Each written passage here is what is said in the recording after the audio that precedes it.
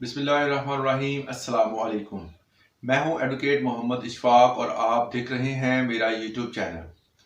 आज हमने बात करनी है कि जो बड़े बड़े पाकिस्तान के पॉलिटिशियंस हैं, जिनमें नवाज शरीफ, सरफहरिस्त इमरान खान और दूसरे अहम पॉलिटिशियंस, इनमें से कुछ पॉलिटिशियंस को सज़ा हो गई थी और वो सज़ायाफ्ता मुजरम जो थे उनको आज जो है वो रिलीफ दिया जा रहा है।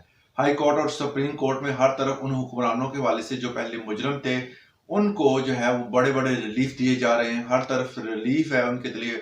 जिस भी अदालत में पेश होते हैं पहले उनको उन्हीं केसों में जो है वो सजा दी जा चुकी थी, मगर अब उनके लिए रिलीफ है। इस्लामाबाद हाई कोर्ट का एक इंटरेस्टिंग फैसला जो है वो कल के दिन सामने आया है। उसमें इस्लामाबाद हाई कोर्ट ने उस फैसले में जो कहा है कि वो खुद भी कह रहे हैं कि आइंदा जो है वो हम खुद भी ऐसा नहीं करेंगे। जो फैसला अब हमने किया है ये हम दोबारा फैसला नहीं करेंगे। ये आखिरी रिलीफ था और पहली बार जो है वो जमानत ऐसे बंदे को जमानत दी गई जो कि मुजरम था, सजा याफ्ता था, जो कि पहले भी आज से तकरीबन 4 साल पहले जो है वो मेडिकल ग्राउंड पर जमानत लेके गया था और दोबारा फिर 4 साल बाद वापस आया है। ऐसे बंदे को रिलीफ दिया गया जो कि भगोड़ा था, जो कि पाकिस्तान में बहुत ज्यादा जो है वो करप्शन करके भागा हुआ था, उस पर इल्जामात थे, इश्तिहारी था, हर तरह से जो है उस बंदे को जो है रिलीफ अब देने की तैयारी है। सुप्रीम कोर्ट और हाई कोर्ट, जिसमें इस्लामाबाद हाई कोर्ट का जो फैसला आया, इसमें उन्होंने खुद भी कहा कि अब इसके बाद हम ऐसा कोई फैसला नहीं करेंगे। ये वो तमाम तरीकाकार था जिसकी बिना पर जो पीडीएम बनी थी और जिस पीडीएम ने यही उनका मोटिव था कि हम जो है वो तमाम बंदों को जो कि मुजरम हैं, जो कि जिनको सजा हो चुकी है, उनको हमने रिलीफ देना है। पीडीएम बनने की पहली वजह यही थी। इमरान खान को बारहा कहा गया कि आप इनको एनआरओ दे दो। एनआरओ का तकरार जो है वो कई हफ्ते तक चलता रहा, मगर ये है नून लीग इस वाले से डिनाई करती रही कि हम किसी भी एनआरओ का तकरार नहीं कर रहे, कोई मांग नहीं कर रहे बाहर जाने के और या नवाज शरीफ को इधर आने का कोई भी तकाजा नहीं किया जा रहा। हालांकि ये बारहा किया गया। इस हवाले से जो है वो नवाज शरीफ, मरियम नवाज और दूसरे बहुत इनके अहम रहनुमा जो थे वो बात करते भी थे, मगर जो है वो इमरान खान जिद्दी इंसान था। उसका जो एजेंडा था, जो उसकी बात थी, जो उसका नारा था, वो यही था कि इन चोरों भगोड़ों मुजरमों को सजा देंगे। मगर जो है वो अब जो है वो मामलात बदल चुके हैं। पीडीएम बनी, हुकूमत चेंज हुई और जो वो चाहते थे, जो रिलीफ लेना चाहते थे, उन्होंने वो रिलीफ लिया और उनको रिलीफ मिल भी रहा है। मगर इमरान खान अपनी जिद की वजह से जो है आज जेल में है, क्योंकि वो पाकिस्तान की बेहतरी चाहते थे। वो नहीं चाहते थे कि ये दोबारा जो मुजरम है वो दोबारा एनआरओ ले और दोबारा पाकिस्तान में आए और वही हुकूमत दोबारा करें। इस तरह की सूरत हाल जब पैदा होती है तो इमरान खान, क्योंकि वो जिद्दी इंसान थे, उन्होंने ऐसा फैसला नहीं किया। आज वो है वो जेल में है और वो जो मुलजम है वो उनको रिलीफ नहीं दिया जा रहा। जो मुजरम है, जो बड़े बड़े ब्लंडर करके गए हैं, जिनके ऊपर करप्शन के इल्जामात हैं, नैब में तलब किया गया, 12 तलब किया गया, वो पेश नहीं हुए, उनको इश्तिहारी कर दिया गया और उनके घर नोटिस भेजे गए। मगर अब जो है वो दोबारा पेश हुए हैं, उनकी जमानतें मंजूर हुई हैं। कुछ जमानतें जो है वो भी पेंडिंग है, उनमें रिलीफ का जो है वो उनको बाकायदा बता दिया गया कि आपको रिलीफ मिल जाएगा। तो इस तरह की सूरत हाल में बहुत ज्यादा जो है वो उनको नवाजा जा रहा है। सुप्रीम कोर्ट में तारीखी फैसले जो सुनाए जा रहे हैं, जिनमें इमरान खान का जो फैसला था, इमरान खान ने जो नैब के हवाले से कहा गया था कि उनकी हुकूमत में ये फैसले होने शुरू हो गए थे, जिसके बाद जो है उन्होंने ये कहा था नैब के कवानीन में तरमीम के हवाले से कि अगर मेरे ऊपर भी कोई केस है तो मैं भी इसका सामना करूंगा, मगर नैब तरमीम के हवाले से मैं जो है वो इसके खिलाफ हूं। नैब में कोई ऐसी तरमीम नहीं होनी चाहिए, मगर उसमें तरमीम कर दी गई। उस तरमीम के हवाले से इमरान खान की 3 रुकनी जो दरख्वास्त थी, जो दी हुई थी उन्होंने सुप्रीम कोर्ट में, उसमें 3 रुकनी बेंच बना और उसमें जस्टिस उमर अता बंदियाल साहब जो थे उसकी सरबराही में ये तमाम केस जो है वो सुना गया। इसमें इजाजुल हसन साहब ने और जो उमर अता बंदियाल साहब ने, दोनों ने जो है वो इस वाले से फैसला दिया था कि नैब तरमीम को कालादम करार दिया था और जिस तरह 2-1 से ये जो फैसला था वो कालादम करार दिया गया। उसके बाद जो है वो प्रैक्टिस एंड प्रोसीजिंग बिल को अपील में चैलेंज किया गया। अपील उसकी दोबारा की गई। इस हवाले से सुप्रीम कोर्ट ने नैब तरमीम केस का फैसला मुअत्तल करके फरूक एच नाइक की दरखास्त मुस्तरद कर दी और प्रैक्टिस एंड प्रोसीजर केस का तफसीली फैसला आने तक समाअत मुलतवी कर दी गई, क्योंकि इस प्रैक्टिस एंड प्रोसीजिंग बिल जो है वो यही अख्तियार देता है अपील का। और अगर आप अपील करते हैं तब जो है वो आपकी अपील मंजूर होगी और उसी तरह उसको प्रोसीड किया जाएगा। और अपील में ये सब चीजें बताई गई हैं कि अगर 3 रुकनी बेंच जो अगर कोई फैसला किसी केस का करता है तो वो फैसला जो होगा दोबारा फिर अगर आप अपील में जाते हैं तो एक नया बेंच बनाया जाएगा जो 5 रुकनी बेंच होगा और जिसमें वो 3 जजेस जो थे, वो जो 3 जजेस साहबान होंगे वो उसमें शामिल नहीं होंगे। मगर जो है फिलहाल जो है इसकी समाअत मुलतवी कर दी गई। क्यों मुलतवी कर दी गई? क्योंकि प्रैक्टिस एंड प्रोसीजिंग बिल का अभी तक इतलाक नहीं हुआ है, उसका तफसीली फैसला जो है वो अभी तक नहीं आया है। आज की समाअत के हुक्मनामे में सुप्रीम कोर्ट ने एहतसाब अदालतों को आइंदा समाअत तक हतमी फैसले से रोक दिया। अदालत ने करार दिया कि आइंदा समाअत तक एहतसाब अदालतें खत्मी फैसला ना सुनाएं, क्योंकि अभी तक जो है वो उनका तफसीली फैसला जो है प्रैक्टिस एंड प्रोसीजिंग बिल का फैसला नहीं आया। सुप्रीम कोर्ट ने कहा कि ये मुनासिब है कि प्रैक्टिस एंड प्रोसीजिंग बिल के तफसीली फैसले के बाद नैब इंट्रा कोर्ट अपील समाअत के लिए मुकर्रर की जाए। यह अदालत फैसला कर चुकी है कि practice and processing bill case का अभी तफसीली फैसला लिखा ही नहीं गया।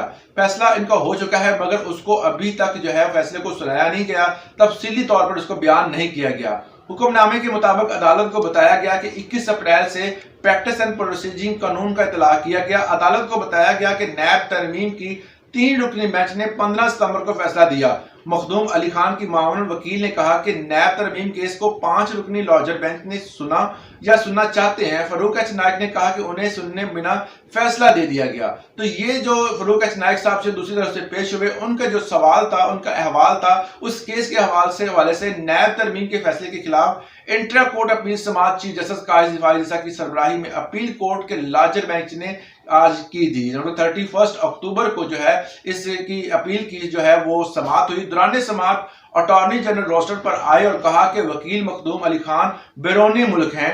मखदूम अली खान ने अल्तवा की दरखास्त दी है, कुछ गुजारिशात पेश कर सकता हूं। इस पर चीफ जस्टिस ने कहा कि हमारे सामने कुछ दरखास्तें और भी आई हैं। अटॉर्नी जनरल ने जवाब दिया कि मैं अदालत की मुआवनत करने के लिए तैयार हूं। इसी दौरान वकील दरखास्त गुजार फारूक नाइक ने भी रोस्टर पर आ गए और चीफ जस्टिस ने इस्तफसार किया कि फारूक नाइक साहब, आप अदालती फैसले की हमायत में हैं या मुखालफत कर रहे हैं।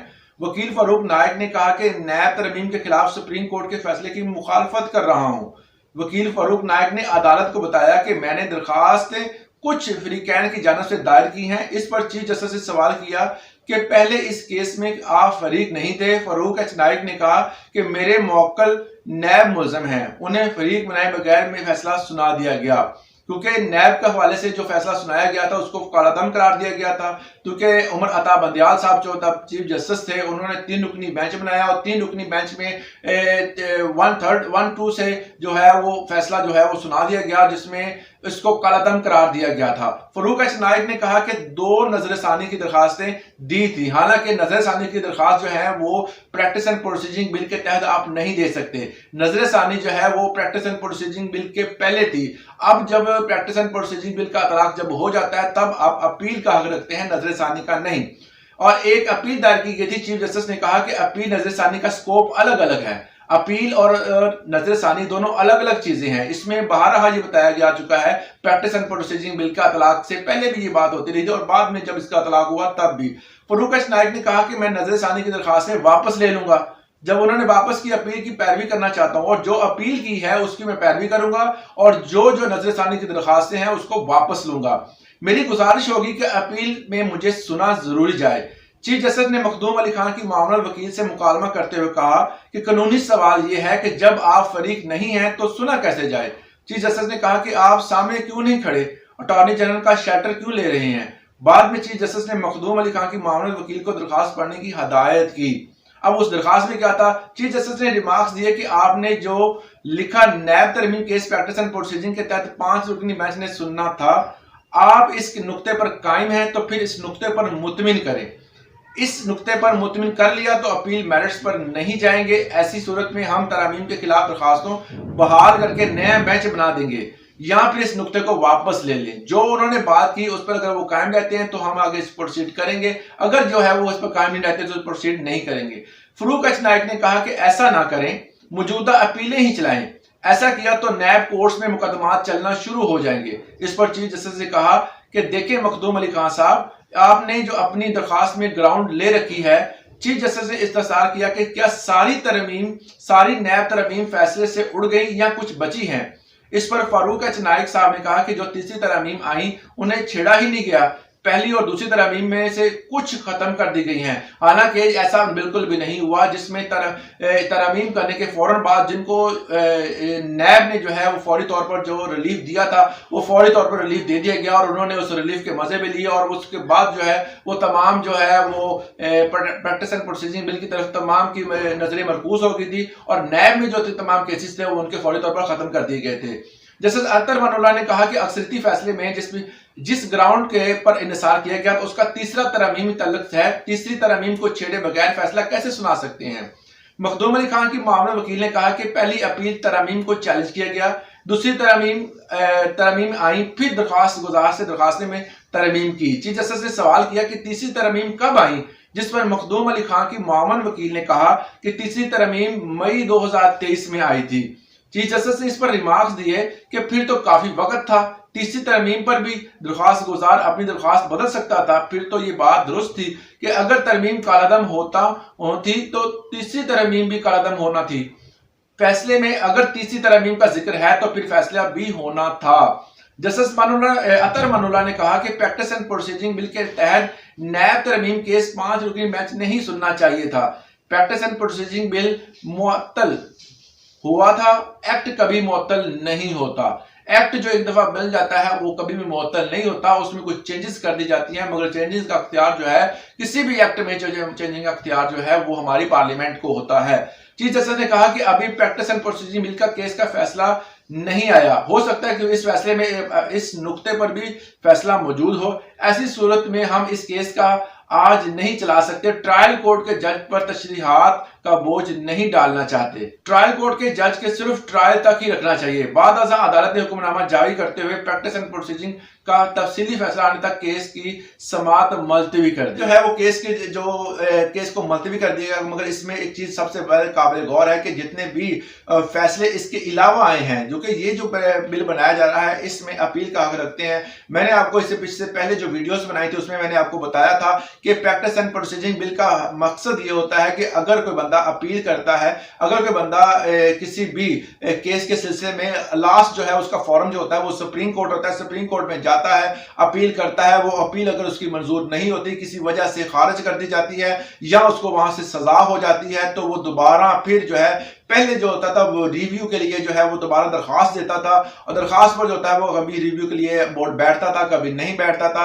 मगर अब जो है वो प्रैक्टिस एंड प्रोसीजिंग बिल के तहत जो है वो रिलीफ जो है वो आवाम को दिया जाएगा, जो रिलीफ जो है वो अमन चाहे बंदों को दिया जाएगा, जिसमें इस चीज का नुक्ता बहुत ज्यादा अहम है कि वो बंदा जो कि 3 रुकनी बेंच जिसने सुनकर किसी भी केस को फैसला सुनाया होगा वो दोबारा फिर अगर वो बंदा अपील में जाता है तो अपील जो है वो दोबारा फिर वो सुप्रीम कोर्ट में दायर कर सकता होगा और उसमें जो 3 बंदे जो हैं जिन्होंने फैसला सुनाया होगा वो दोबारा उस अपील के जो बेंच बनेगा उसमें वो शामिल नहीं होंगे और उसमें शामिल ना होने की वजह से जो 5 रुकनी बेंच बनेगा वो बेंच जो फैसला सुनाएगा उसी फैसले को प्रोसीड किया जाएगा। तो इस तरह जो है वो एक नया प्रोसीडिंग बिल जो है वो उसके जो इल्तवा होने की वजह से केसेस को रोक दिया गया है और इसमें जो नए केसेस सामने आ रहे हैं जो कि जिसमें फर्स्ट ऑफ ऑल जो है वो जो हमारे नवाज शरीफ साहब का जो है केस था जिसमें उनको जो है वो नेक्स्ट तौर पर वज़ीर आज़म बनने से रोक दिया गया था, जिनके ऊपर करप्शन के इल्जाम थे। ये तमाम इल्जाम उसके ऊपर साबित हो गए थे, जिसकी बिना पर जो है वो उनकी सजा के तौर पर उनको जो है वो जेल में डाल दिया गया था और उसके बाद जो है वो जिस तरह वो निकले आपको पता है कि वो उन्होंने मेडिकल ग्राउंड पर बेल ली, बेल के बाद वो बाहर 4 साल रहे, वो आप दोबारा आए हैं, दोबारा उनकी अपीलें बहाल कर दी गई हैं। इन फ्यूचर लग तो यही रहा है कि वो दोबारा फिर जो है वज़ीर आज़म बनने की तैयारी में है। आज के लिए इतना ही। अगर आपको इस वाले से कोई क्वेश्चन है तो आप मुझे कमेंट सेक्शन में पूछ सकते हैं। आज के लिए इतना ही, इजाजत दें। अल्लाह हाफिज।